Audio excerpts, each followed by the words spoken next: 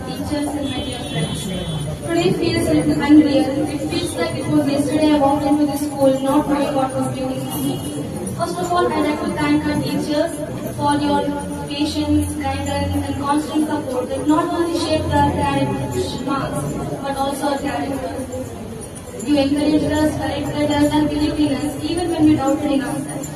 And as students, we may have complained about strict rules, exams, assignments, but now we realize that these are the things that have prepared us for real life, like discipline, responsibilities, and teamwork.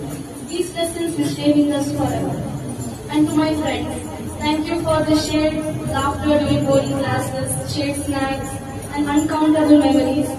School was never just about studies, it was about growing up together. This school has given me confidence, values, and friendships that I will always carry in my heart. And as we're stepping into this new chapter, I promise to make it.